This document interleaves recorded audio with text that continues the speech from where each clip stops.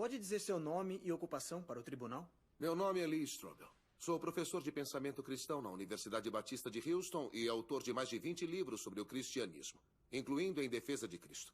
E pode me ajudar a provar a existência de Jesus Cristo? É claro, sem a menor sombra de dúvida. E como? Na verdade, o tribunal já afirmou isso quando fomos chamados para a sessão e a data foi dita.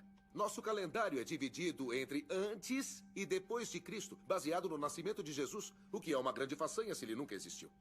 E além disso, o historiador Gary Habermas lista 39 fontes antigas para Jesus, de onde ele enumera mais de 100 fatos relatados sobre sua vida, ensinamentos, crucificação e ressurreição. De fato, a evidência histórica da execução de Jesus é tão forte que um dos mais famosos estudiosos do Novo Testamento no mundo, o alemão Gerd Ludemann, disse: a morte de Jesus como consequência da crucificação é indiscutível. Agora, existem poucos fatos da história antiga que um historiador crítico como Gerd Ludemann considera indiscutível. Um deles é a execução de Jesus Cristo. Me perdoe, mas o senhor é crente, não é? Um cristão que acredita na Bíblia. Culpado da acusação. E isso não tende a aumentar sua estimativa da probabilidade de que Jesus realmente existiu? Não, porque nós não precisamos aumentar. Podemos reconstruir os fatos básicos sobre Jesus a partir de fontes não cristãs, fora da Bíblia. E Gerd Ludemann é um ateu. Em outras palavras, podemos provar a existência de Jesus apenas usando fontes que não têm absolutamente nenhuma simpatia com o cristianismo. Como o historiador agnóstico Bart Ehrman diz, Jesus existiu, gostando ou não. Eu ponho da seguinte forma: negar a existência de Jesus não faz com que ele desapareça. Apenas confirma que nenhuma quantidade de provas vai te convencer. Obrigado. Sem mais perguntas, meritíssimo. Sr. Keire, perguntas à testemunha? Não, meritíssimo. Poderia dizer seu Obrigado. nome e experiência para os autos? Meu nome é James Warner Wallace. Sou detetive aposentado de homicídios do Condado de Los Angeles. O senhor é autor do livro O Caso do Cristianismo? Sim, eu sou. Pode contar para o tribunal o subtítulo do livro, por favor? Um detetive de homicídios investiga as alegações dos evangelhos. Seria correto dizer que seus deveres como detetive de homicídios incluem investigar casos já encerrados? Sim, essa é a minha especialidade. A maioria deles não é resolvida com testes de DNA? Protesto. Conduzindo. O advogado está testemunhando de novo. Eu vou reformular.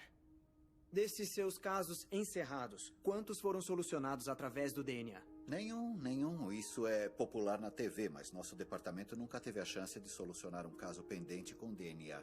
E como esses casos são solucionados? Examinando alegações de testemunhas oculares, alegações que foram feitas muitos anos antes, mesmo que muitas vezes as testemunhas já tenham falecido. Perdoe minha ignorância, Sr. Wallace, mas como isso é possível? Nós temos algumas técnicas que usamos para testar a confiabilidade de uma testemunha, incluindo uma coisa chamada análise forense de declaração. Essa é uma disciplina com a qual examinamos as declarações de testemunhas oculares, procurando o que elas escolhem minimizar, o que elas escolhem enfatizar, o que elas omitem, como elas estendem ou encurtam o tempo. E quando examinamos esses relatos de testemunhas oculares, geralmente sabemos quem está mentindo, quem está dizendo a verdade e até quem é o culpado. E o senhor já aplicou essas técnicas fora da alçada ou do âmbito oficial?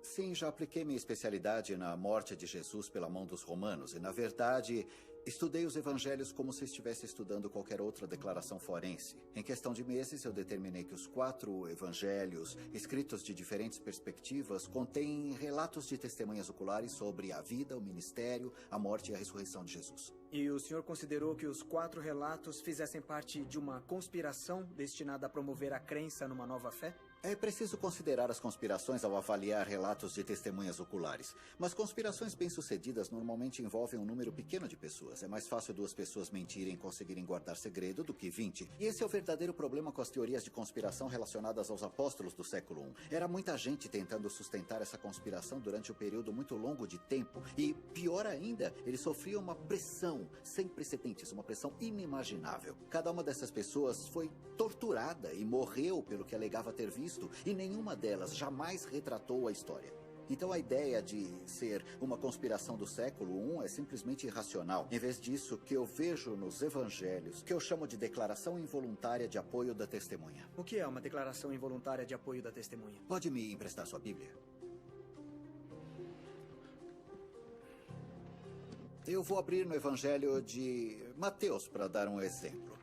Eu vou começar com uma passagem que Jesus está em frente a Caifás numa audiência. Diz aqui: então cuspiram no rosto dele e o atingiram com socos. Outros lhe deram tapas e disseram: profetize para nós, Cristo, quem te bateu? Parece um pedido muito simples, já que as pessoas que tinham batido nele estavam ali na frente. Não faz sentido, sabe? Por que seria profetizar dizer quem bateu nele?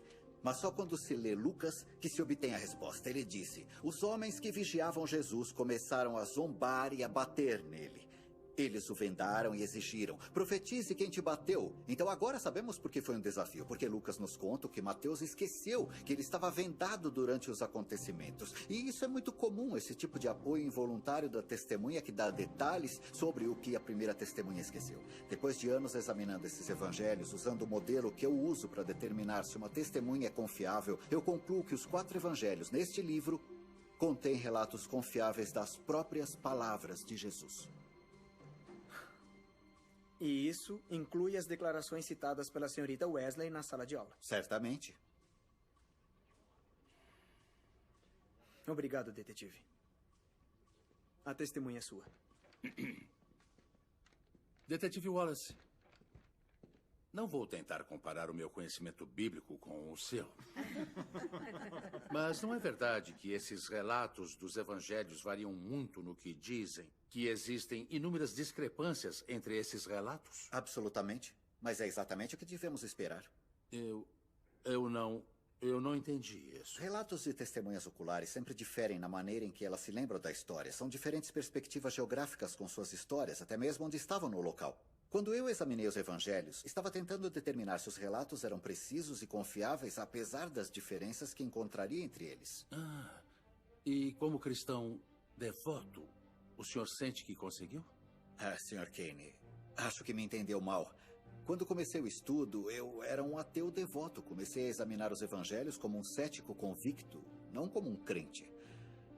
Sabe, eu não fui criado num ambiente cristão, embora eu tenha uma consideração elevada pelo valor da evidência. Não sou cristão porque fui criado dessa forma ou porque esperava satisfazer alguma necessidade ou atingir algum objetivo.